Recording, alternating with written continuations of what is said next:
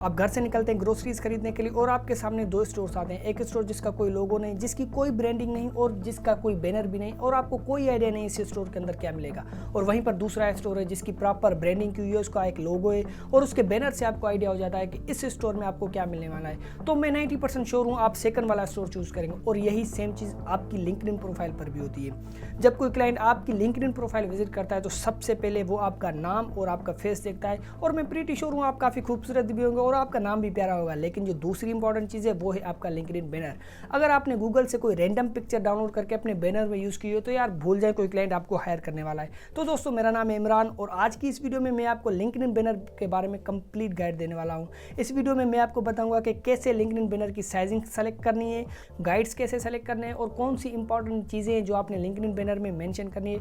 और फाइनली मैं अपना एक खुद का डिज़ाइन किया हुआ बैनर आपको ब्रेक डाउन करके समझाऊंगा कि मैंने इसमें कौन कौन सी चीज़ें और कैसे कैसे यूज़ की हुई है। तो आपका कीमती टाइम बचाते हुए चलिए वीडियो स्टार्ट करते हैं।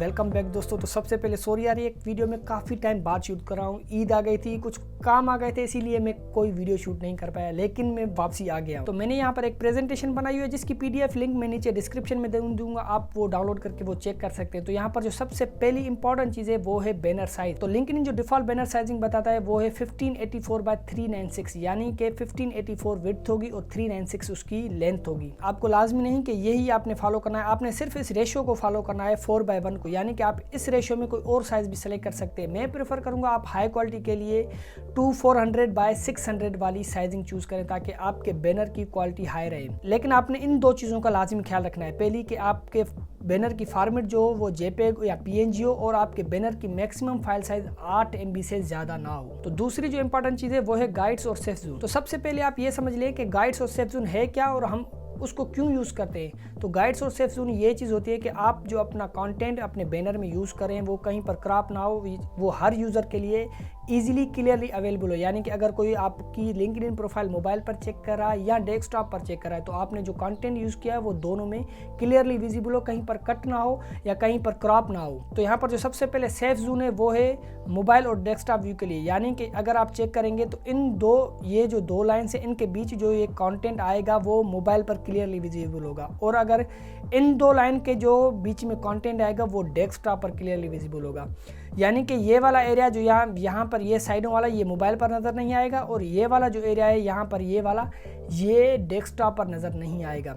तो यहाँ पर ये जो वाइट वाला एरिया है ये सेफ जोन है, यानी कि इसके अंदर जो भी कंटेंट होगा वो मोबाइल पर या डेस्कटॉप पर क्लियरली विजिबल आ जाएगा। जिसके बाद जो दूसरी इंपॉर्टेंट गाइड है वो है कि आपका बैनर आपकी प्रोफाइल पिक्चर के साथ एक्चुअल में आपकी प्रोफाइल पर नज़र कैसे आएगा। जैसे यहाँ पर प्रोफाइल पिक्चर वाला एरिया जो है वो बैनर से क्रॉप किया हुआ, यानी कि लेफ्ट साइड से आपने 360 पिक्सल्स का एरिया आपने छोड़ना है, उसमें अपना कोई इंपॉर्टेंट कंटेंट जो है यूज़ नहीं करना और इसके बॉटम में आपने कोई इंपॉर्टेंट कंटेंट यूज़ नहीं करना। और उसके अलावा यहाँ पर 12-15 का जो यहाँ पर पिक्सल्स का एरिया है इसमें आप अपना कोई भी कंटेंट यूज़ कर सकते हैं। तो इसके बाद अगर मैं इस चीज़ के आपको एग्जाम्पल दिखा दूँ तो यहाँ पर आप डेनियल की इस प्रोफाइल पर चेक कर सकते हैं कि इसने यहाँ पर कोई भी अपना इंपॉर्टेंट कॉन्टेंट अपने बैनर में नहीं यूज़ किया हुआ और यहाँ पर अपनी उसने पिक्चर यूज़ की और उसका जो मेन टेक्स्ट है या मेन कॉन्टेंट है उसने अपनी इस साइड पर यूज़ किया हुआ है। यहीं पर सेम चीज़ भी जैस्मीन ने यहाँ पर यही सेम चीज़ की हुई है कि उसने जो है इंपॉर्टेंट कोई भी कंटेंट इस अपने प्रोफाइल पिक्चर वाले एरिया में यूज़ नहीं किया हुआ, उसने अपनी पिक्चर यूज़ करके यहाँ पर उसने कंटेंट यूज़ किया हुआ है। तो अब बात करते हैं कि वो कौन सी चीज़ें हैं जो आपके बैनर में होना लाजमी है।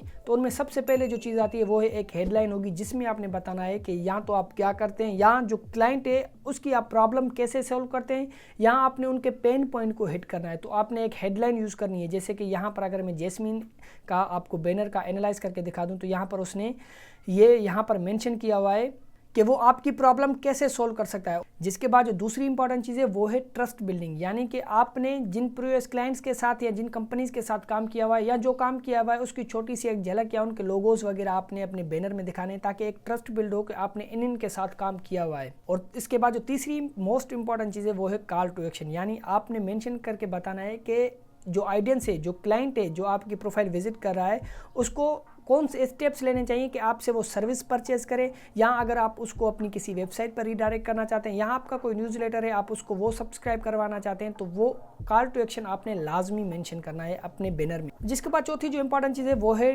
पर्सनल टच, यानी कि आप अपने बैनर में अपनी एक पिक्चर यूज़ करें जिससे आपका अपने क्लाइंट के साथ या अपने विजिटर्स के साथ एक ट्रस्ट बिल्ड होगा। और उसके बाद पांचवी जो बोनस चीज़ है वो आप ये एडिट कर सकते हैं कि आपने कोई रिजल्ट्स या कोई अचीवमेंट्स हासिल किए हैं वो आप दिखा सकते हैं। जैसे यहाँ पर इसने लिखा हुआ है कि 3 lakh personal brands grow with me, तो आप ऐसे भी करके अपने कोई रिजल्ट्स हैं या कोई अचीवमेंट्स है वो आप दिखा सकते हैं। तो इसके बाद अगर मैं इस चीज़ के आपको एग्जाम्पल्स दिखा दूँ तो यहाँ पर आप इस बैनर में देख सकते हैं कि इस बंदे ने भी यहाँ पर यही सेम चीज़ें की हुई हैं कि अपनी एक हेडलाइन चूज़ की हुई है, जिसके बाद यहाँ पर उसने ट्रस्ट बिल्ड किया हुआ है और एक पर्सनल टच दिया हुआ है और यहाँ पर कॉल टू एक्शन यूज़ किया हुआ है। उसके बाद अगर मैं आपको लारा की प्रोफाइल दिखा दूँ तो यहाँ पर उसने भी एक हेडलाइन यूज़ की हुई है और यहाँ पर ट्रस्ट के लिए ये कंपनीज़ के लोगोज यूज़ किए हुए और यहाँ पर कॉल टू एक्शन और यहाँ पर उसने एक रिजल्ट के हिसाब से, एक अचीवमेंट के हिसाब से चीज़ें शेयर की हुई हैं। और यहाँ पर तीसरी जो प्रोफाइल है, अगर इसमें आप देखेंगे तो यहाँ पर इसने हेडलाइन में जो है रिजल्ट शो किए हुए हैं, तो ऐसे भी आप कर सकते हैं। और यहाँ पर नीचे उसने ट्रस्ट के लिए नीचे लोगोज यूज़ किए और पर्सनल टच के लिए एक पिक्चर अपनी यूज़ की हुई है। तो अब मैं आपको अपना एक सिंपल डिज़ाइन किया हुआ बैनर ब्रेक डाउन करके दिखाता हूँ कि कैसे मैंने इस बैनर को डिज़ाइन किया और कैसे मैंने ये गाइड्स और ये सारी चीज़ें यूज़ करके अपने बैनर को डिज़ाइन किया हुआ है। तो सबसे पहले तो मैंने ये बैनर फोटोशॉप में डिज़ाइन किया हुआ है, लेकिन आप इन टेक्निक्स को यूज़ करके आप किसी भी टूल में ये डिज़ाइन कर सकते हैं ईजिली। तो यहाँ पर सबसे टॉप पर मैंने गाइड्स लगाए हुए हैं ताकि मैं चेक कर सकूँ कि जो मेरा इंपॉर्टेंट कॉन्टेंट है वो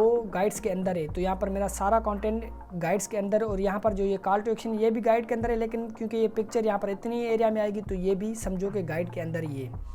तो जिसके बाद मैं सब चीज़ों को ऑफ करके आपको 1 बाय 1 क्लियर करके दिखाता हूँ कि मैंने इसको डिज़ाइन कैसे किया हुआ है। सबसे पहले तो मैंने यहाँ पर एक सिंपल बैकग्राउंड चूज़ किया हुआ है, उसके ऊपर मैंने एक रैंडम पिक्चर जो है डाउनलोड करके वो उसकी ओपेसिटी जो है वो काफ़ी कम करके, यहाँ पर अगर आप देखें तो मैंने इसकी ओपेसिटी काफ़ी कम कर दी है ताकि ये एक बैकग्राउंड जो है फ्लैट ना लगे, इसमें एक डेप्थ क्रिएट हो।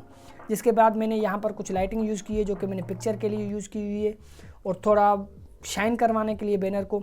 और उसके बाद अगर मैं आपको दिखा दूं तो यहाँ पर मैंने हेडलाइन यूज़ की हुई है जिसमें मैंने क्लाइंट्स का पेन पॉइंट हिट किया हुआ है। अगर मैं इसमें अपनी अचीवमेंट दिखाना चाहूँ तो यहाँ पर मैं दूसरी हेडलाइन अपनी दिखाता हूँ।